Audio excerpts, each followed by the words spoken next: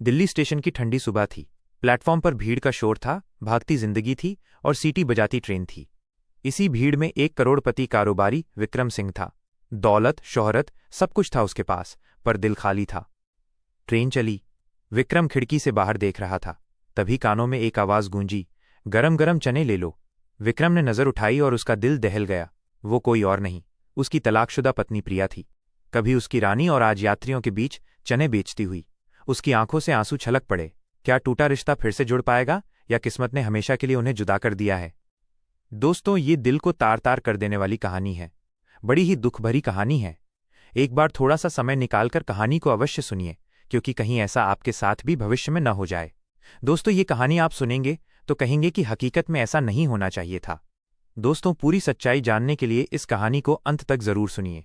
और हाँ, शुरू करने से पहले वीडियो को लाइक कीजिए, चैनल को सब्सक्राइब कीजिए और कमेंट में अपना और अपने शहर का नाम जरूर लिखिए। दिल्ली स्टेशन की ठंडी सुबह थी। प्लेटफॉर्म पर लोगों की भीड़ उमड़ रही थी। कोई जल्दी में भाग रहा था, कोई चाय की दुकान पर खड़ा था, तो कोई भारी भरकम सामान घसीट रहा था। सीटी बज चुकी थी और ट्रेन धीरे धीरे आगे बढ़ रही थी। इसी भीड़ में एक शख्स सफेद शर्ट, काला ब्लेजर और महंगे जूते पहने अपनी एसी कोच की तरफ बढ़ा। उसका नाम था विक्रम सिंह। दिल्ली का एक बड़ा कारोबारी, करोड़ों का मालिक, शोहरत और दौलत जिसके पास थी, लेकिन चेहरे पर एक अजीब सा खालीपन था। ट्रेन की खिड़की के पास बैठते हुए उसने अखबार खोला, लेकिन उसकी आंखें शब्दों पर नहीं टिक रही थीं। पिछले कुछ सालों से उसकी जिंदगी चमकती दुनिया के बावजूद सूनी थी। उसके रिश्तों में टूटन आ चुकी थी। सबसे बड़ा दर्द था उसकी तलाकशुदा पत्नी प्रिया की याद, जिससे कभी उसने बहुत प्यार किया था, लेकिन हालात और गलतफहमियों ने दोनों को जुदा कर दिया। ट्रेन धीरे धीरे प्लेटफॉर्म से बाहर निकल रही थी। भीड़ अब धुंधली पड़ने लगी थी। विक्रम ने कॉफी का ऑर्डर दिया और पीछे की सीट पर सिर टिकाकर आंखें बंद कर लीं। तभी डिब्बे के अगले हिस्से से एक धीमी आवाज आई, गरम गरम चने ले लो, भुने हुए चने। विक्रम ने हल्के से सिर उठाया। आमतौर पर वो ऐसी आवाजों पर ध्यान नहीं देता था, लेकिन इस आवाज में एक अजीब सा कंपन था। कदमों की आहट करीब आई। हाथ में टोकरी लिए पुराने और हल्के फटे कपड़ों में एक औरत कोच में दाखिल हुई। उसके बाल बिखरे थे, माथे पर हल्की पसीने की बूंदें थीं, लेकिन चेहरे पर थकान के बीच एक जानी पहचानी मासूमियत थी। विक्रम की आंखें चौड़ी हो गईं। उसका दिल जैसे थम गया। वो और कोई नहीं, उसकी प्रिया थी, जिससे कभी उसने 7 फेरे लिए थे, जिसके साथ सपने बुने थे। वही औरत आज इस ट्रेन में यात्रियों को चने बेच रही थी। विक्रम का कॉफी का प्याला हाथ से छूटकर गिर पड़ा। आसपास बैठे लोग चौंककर उसकी तरफ देखने लगे, लेकिन उसे अब किसी की परवाह नहीं थी। उसकी निगाहें बस उसी एक चेहरे पर टिकी थीं। विक्रम की सांसें तेज हो रही थीं। वो विश्वास ही नहीं कर पा रहा था कि उसकी आंखों के सामने वही औरत खड़ी है, जिसे उसने कभी अपने जीवन का सबसे अनमोल हिस्सा समझा था। प्रिया धीरे धीरे कोच की हर सीट के पास जाकर यात्रियों को चने बेच रही थी। उसकी आंखों में शर्म नहीं थी, बल्कि एक अजीब सी दृढ़ता थी, मानो हालात ने उसे तोड़ा जरूर हो, लेकिन झुकाया नहीं। उसके हाथ खुरदरे हो चुके थे, आवाज में थकान थी, पर वो हर यात्री के सामने उसी आत्मविश्वास से खड़ी हो रही थी। विक्रम का दिल अंदर ही अंदर टूट रहा था। उसकी यादों का पर्दा धीरे धीरे खुलने लगा। कुछ साल पहले यही प्रिया उसकी पत्नी थी। कॉलेज में मुलाकात, फिर दोस्ती और फिर प्यार। विक्रम ने अपनी कारोबारी जिंदगी की शुरुआत में ही प्रिया से शादी कर ली थी। शादी के बाद दोनों ने मिलकर कितने सपने सजाए थे। छोटे से घर को दोनों ने मिलकर सजाया। दीवारों पर हंसी की आवाजें गूंजती थीं और शाम को दोनों मिलकर चाय पीते हुए भविष्य की बातें किया करते थे। लेकिन जब विक्रम का कारोबार चमकने लगा तो जिंदगी की रफ्तार बदल गई। पैसा बढ़ा, शोहरत बढ़ी, लेकिन रिश्तों में दूरियां भी बढ़ गईं। प्रिया अक्सर शिकायत करती, तुम्हारे पास मेरे लिए वक्त नहीं है। लेकिन विक्रम हर बार यही कहता, सफल हो जाऊं तो तुम्हें हर खुशी दूंगा। प्रिया को सिर्फ उसकी मौजूदगी चाहिए थी, लेकिन विक्रम को यह समझने में देर हो गई। एक दिन घर में तीखी बहस हुई। प्रिया ने कहा, मुझे तुम्हारे पैसों से नहीं, तुम्हारे साथ से मतलब है। विक्रम ने गुस्से में कहा, अगर इतना ही दर्द है तो चली जाओ मेरी जिंदगी से, मुझे रोका टोकी पसंद नहीं। प्रिया की आंखों में आंसू थे, लेकिन आत्मसम्मान भी। उसी दिन उसने घर छोड़ दिया। धीरे धीरे मामला तलाक तक पहुंचा। अदालत के उस ठंडे कमरे में जब जज ने दोनों से आखिरी बार पूछा, क्या आप साथ नहीं रह सकते, तो दोनों ने चुप्पी साध ली, और वही चुप्पी एक रिश्ते की मौत बन गई। विक्रम की आंखें नम थीं। सामने वही प्रिया थी जो कभी उसकी दुनिया थी और आज चने बेचकर अपना गुजारा कर रही थी। उसके दिल में सवालों का तूफान उठ रहा था। प्रिया इस हालत में कैसे पहुंची? क्या उसके अपने ही उसे छोड़ गए? और क्या आज उसके सामने खड़े होकर विक्रम कुछ कर पाएगा? प्रिया अब उसके पास की सीट तक पहुंच गई थी। उसने मुस्कुराते हुए कहा, भैया चने लीजिए। विक्रम का गला सूख गया, आवाज जैसे गुम हो गई हो। वो कुछ कहना चाहता था, लेकिन शब्द उसके होठों तक आकर रुक गए। प्रिया की आंखों में थकान थी, पर उसके चेहरे पर वही शांति झलक रही थी जो विक्रम ने सालों पहले देखी थी। उसने फिर आवाज लगाई, भैया चने लीजिए, गरम गरम चने। विक्रम का दिल कांप उठा। उसके सामने बैठी औरत वही थी, लेकिन उसे पहचान न पाने का नाटक करना उसके लिए और भी मुश्किल था। उसने झिझकते हुए पूछा, कितने के दिए? प्रिया ने बिना उसकी आंखों में देखे जवाब दिया, 10 रुपए का पुड़ा है। विक्रम ने जेब से नोट निकालते हुए उसे थमा दिया, लेकिन उसके हाथ कांप रहे थे। नोट पकड़ते हुए प्रिया की उंगलियां उसके हाथ से हल्के से छू गईं। उस छुअन ने विक्रम को अतीत की गलियों में पहुंचा दिया। विक्रम को वो दिन याद आ गया जब उसने पहली बार प्रिया का हाथ थामा था, एक मेले में भीड़ से बचाते हुए। उस दिन उसने कहा था, डरो मत, जब तक मैं हूं तुम्हें कोई छू भी नहीं सकता। आज वही हाथ उससे ऐसे नोट ले रहा था मानो दोनों अजनबी हों। प्रिया ने नोट जेब में रखा और चने का पुड़ा बनाकर उसकी तरफ बढ़ा दिया। उस पल उसने पहली बार ऊपर देखा।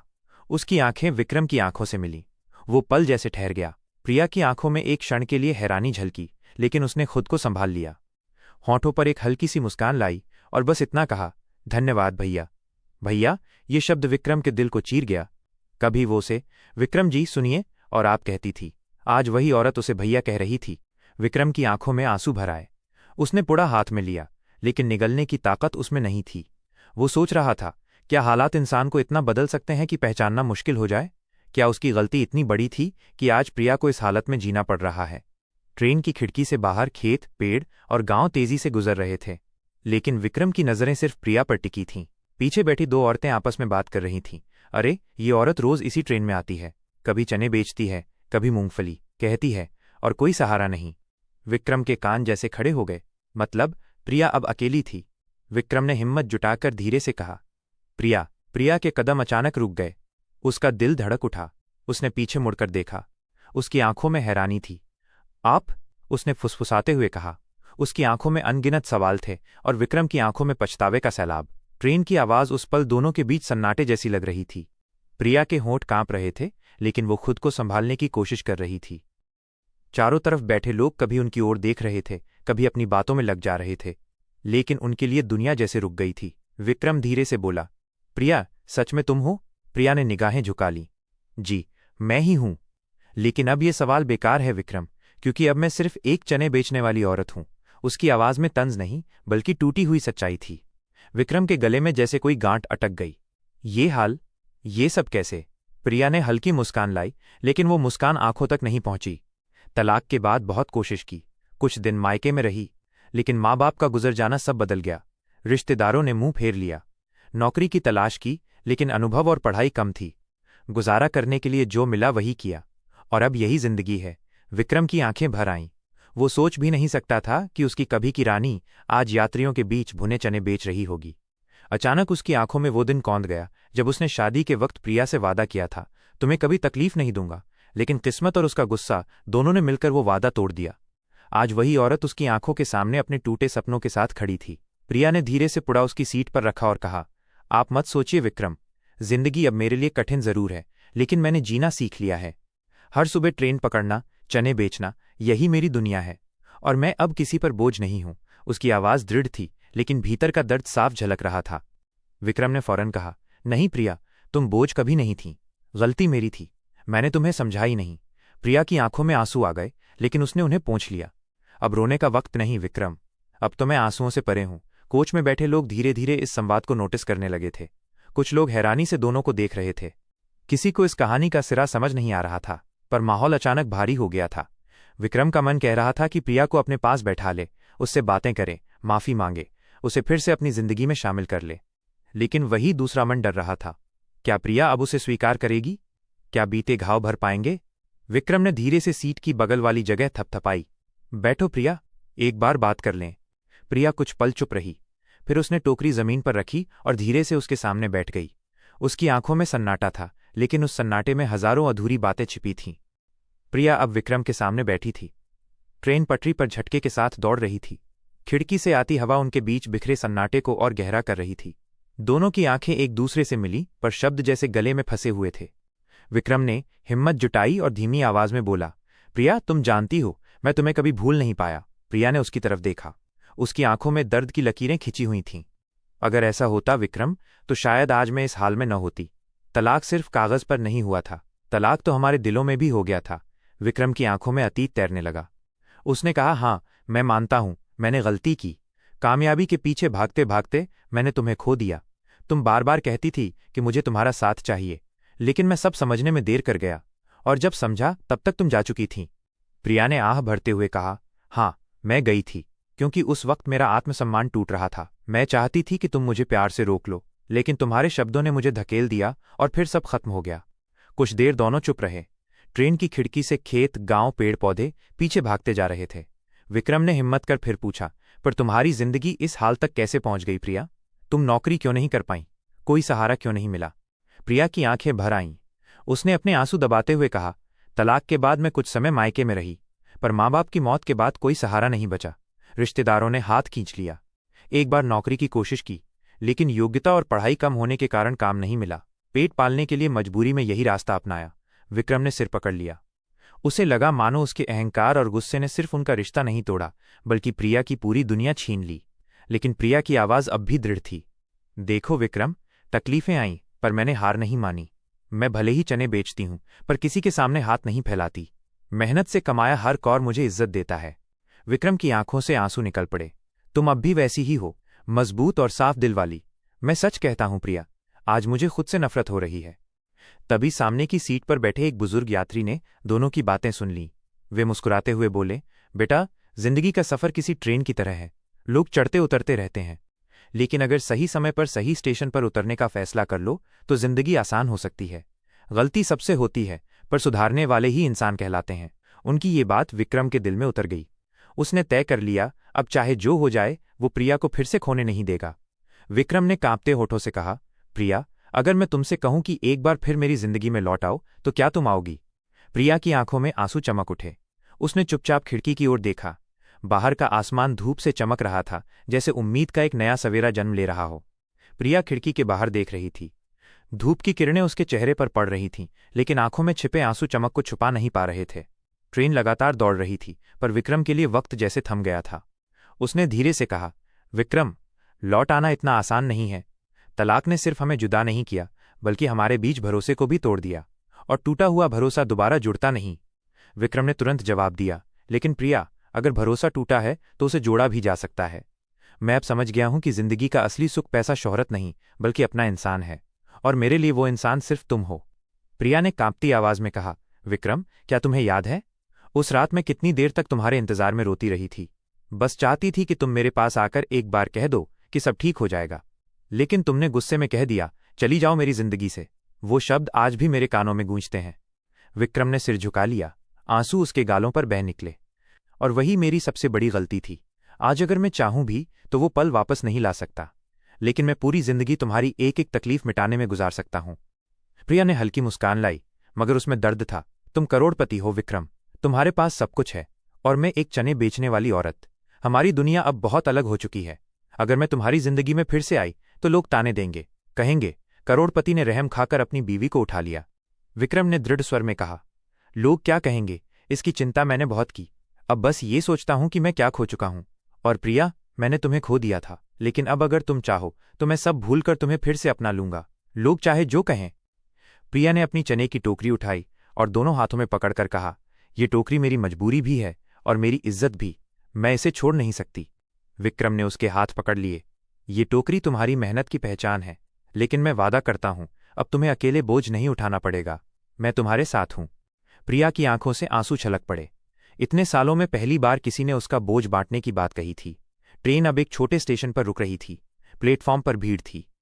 चाय वालों और कुलियों की आवाजें गूंज रही थीं, लेकिन उस भीड़ में भी विक्रम और प्रिया अपने ही संसार में थे। प्रिया ने धीमी आवाज में कहा, विक्रम, तुम्हारी बातें सुनकर दिल पिघलता है, लेकिन डर अब भी है।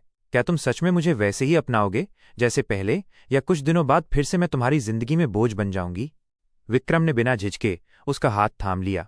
नहीं प्रिया, इस बार मैं तुम्हें खोने नहीं दूंगा, चाहे मुझे दुनिया से लड़ना पड़े। उसके शब्दों ने माहौल में बिजली सी भर दी। प्रिया चुप रही, लेकिन उसकी आंखों से गिरते आंसू विक्रम को उसका जवाब दे रहे थे। ट्रेन फिर से पटरी पर तेजी से दौड़ने लगी थी। बाहर खेत, पेड़, नहरें सब पीछे छूटते जा रहे थे। अंदर विक्रम और प्रिया की जिंदगी भी जैसे नए मोड़ की ओर बढ़ रही थी। विक्रम ने प्रिया का हाथ कसकर पकड़ रखा था, मानो डर हो कि अगर उसने छोड़ दिया तो फिर कभी उसे थाम नहीं पाएगा। उसने कहा, प्रिया, मुझे एक मौका दो। मैं तुम्हें इस हाल से निकालना चाहता हूं। तुम्हारी हर तकलीफ को मिटाना चाहता हूं। प्रिया ने हल्की हंसी में सिर हिलाया। तकलीफें मिटाई नहीं जाती विक्रम, बस जीना सीखना पड़ता है, और मैंने जीना सीख लिया है। अब तुम्हारी दुनिया और मेरी दुनिया अलग है। इसी बीच डिब्बे के यात्रियों में कानाफूसी शुरू हो गई। किसी ने सुना था कि एक करोड़पति आदमी और चने बेचने वाली औरत पहले पति पत्नी थे। एक औरत बोली, देखा, पैसा सब कुछ नहीं होता। अगर होता तो आज ये औरत इस हाल में क्यों होती। दूसरा आदमी बोला, कमाल है, करोड़पति के सामने भी कितनी इज्जत से बैठी है। यही औरत की असली ताकत है। ये बातें प्रिया के कानों में भी पड़ीं। उसका दिल कांप गया, पर चेहरे पर उसने कोई शिकन नहीं आने दी। विक्रम ने प्रिया की आंखों में झांकते हुए कहा, प्रिया, क्या तुम्हें लगता है मैं सिर्फ रहम खा रहा हूं? मैं तुम्हें फिर से इसलिए चाहता हूं क्योंकि आज भी मैं तुम्हें उसी तरह चाहता हूं जैसे पहले चाहता था, और ये चाहत कभी खत्म नहीं हुई। प्रिया ने उसकी तरफ देखा। उसकी आंखें डबडबा गईं। अगर ये सच है विक्रम, तो तुम्हें साबित करना होगा, क्योंकि मैं अब पहले जैसी नासमझ लड़की नहीं रही जो सिर्फ तुम्हारे शब्दों पर यकीन कर ले। ट्रेन अगले बड़े स्टेशन पर रुक गई। बाहर हलचल थी। कुली सामान खींच रहे थे, बच्चे आइसक्रीम बेच रहे थे और यात्री उतर चढ़ रहे थे। प्रिया उठी और बोली, मुझे अगली बोगी में जाना है, मेरा इलाका वही है। विक्रम भी खड़ा हो गया। मैं तुम्हारे साथ चलूंगा। प्रिया चौंक गई। तुम करोड़पति होकर इन गलियों में चलोगे जहां लोग सिर्फ मेरी गरीबी देखते हैं? विक्रम ने दृढ़ स्वर में कहा, हाँ, क्योंकि अब मैं चाहता हूं कि लोग हमारी जोड़ी को देखें, चाहे एक करोड़पति और एक चने बेचने वाली के रूप में ही क्यों न सही। दोनों अगले डिब्बे में पहुंचे। वहां मजदूर, गरीब औरतें, किसान परिवार बैठे थे। माहौल बिल्कुल अलग था। विक्रम की महंगी घड़ी और चमकते जूते सबकी नजरों में आ गए। लोग आपस में बातें करने लगे। ये अमीर आदमी यहां क्या कर रहा है? शायद इस औरत का ग्राहक है। ये सुनकर प्रिया का चेहरा लाल हो गया। उसने विक्रम का हाथ छोड़ दिया। देखा विक्रम, यही है मेरी दुनिया। लोग मुझे इस नज़र से देखते हैं, और मैं नहीं चाहती कि तुम्हें भी इन तानों का सामना करना पड़े। विक्रम ने दृढ़ निगाहों से कहा, तानों से भागना आसान है प्रिया, पर उनका सामना करना ही असली हिम्मत है, और मैं तुम्हारे साथ खड़ा हूं। उस पल प्रिया की आंखों में पहली बार विश्वास की हल्की चमक दिखी।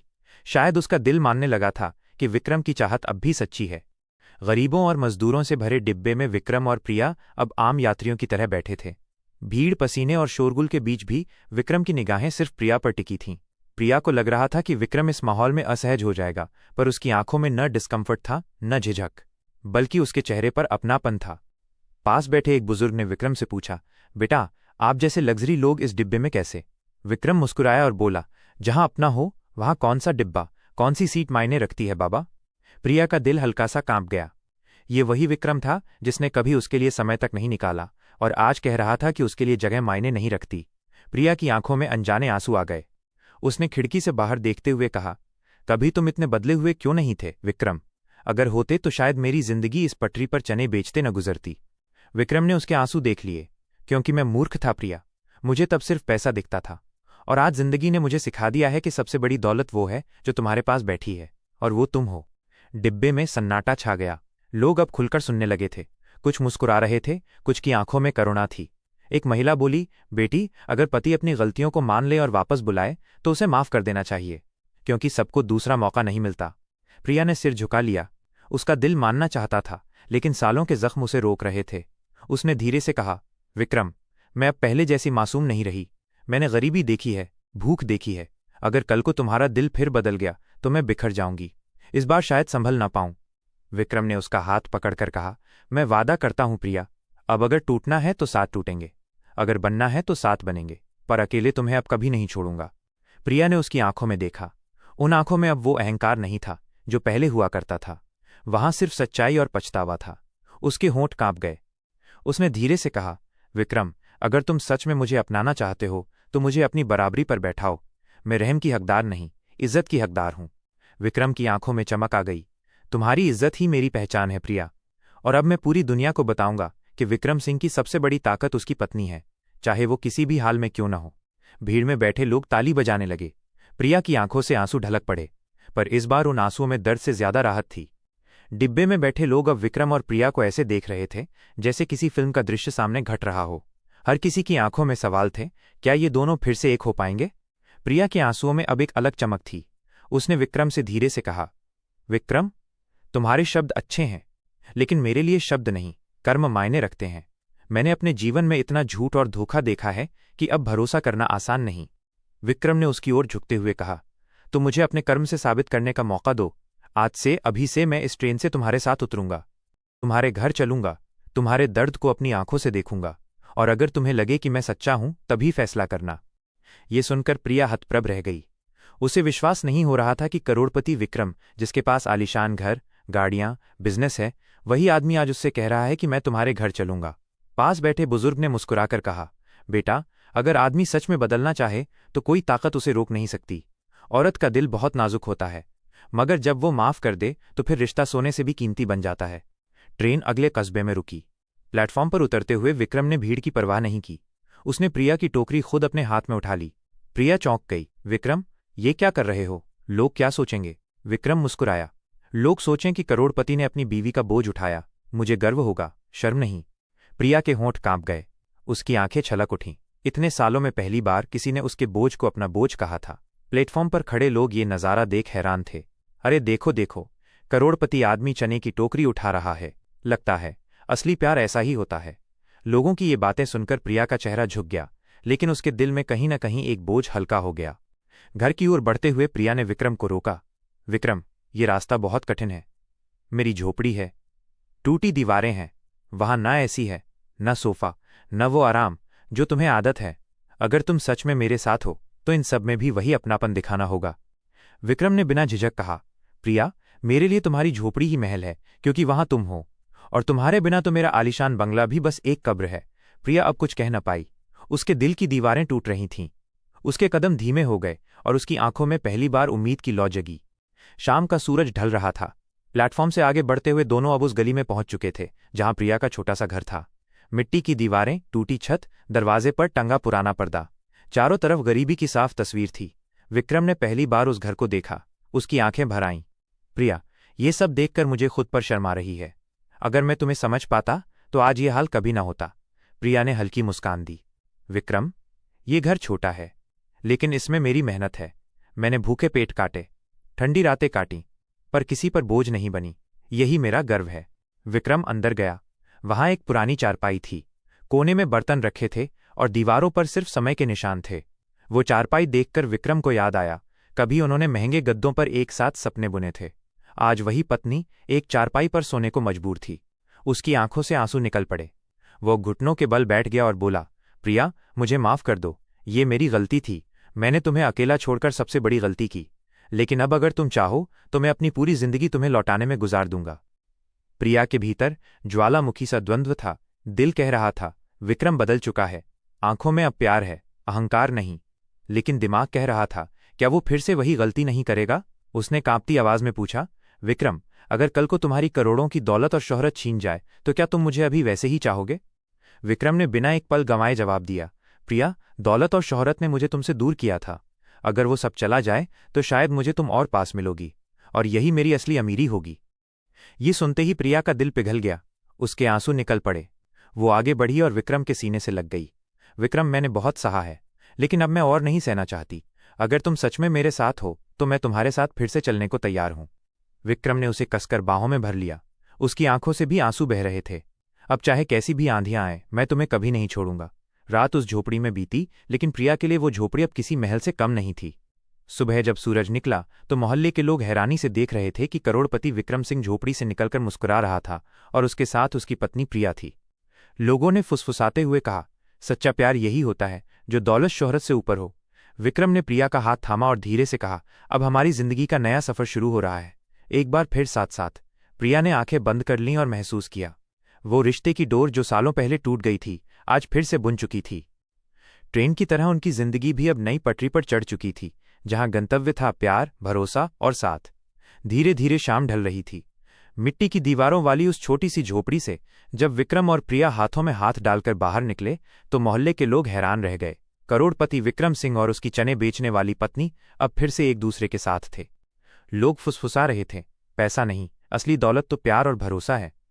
विक्रम ने प्रिया की ओर देखते हुए कहा, अब हमारी जिंदगी का नया सफर शुरू हो रहा है, साथ साथ। और उस पल साफ हो गया, रिश्तों की असली ताकत दौलत या शोहरत में नहीं, बल्कि साथ निभाने के वादे में होती है। दोस्तों, ये कहानी आपको कैसी लगी? हमारी कहानियां पारिवारिक होती हैं।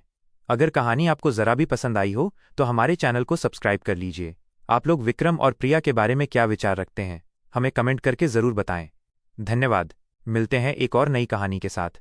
तब तक के लिए जय हिंद, जय भारत। दोस्तों, ये कहानी सुनाकर मेरा उद्देश्य किसी की भावनाओं को ठेस पहुंचाना नहीं है, बस आप लोगों को सतर्क करना है, सावधान करना है।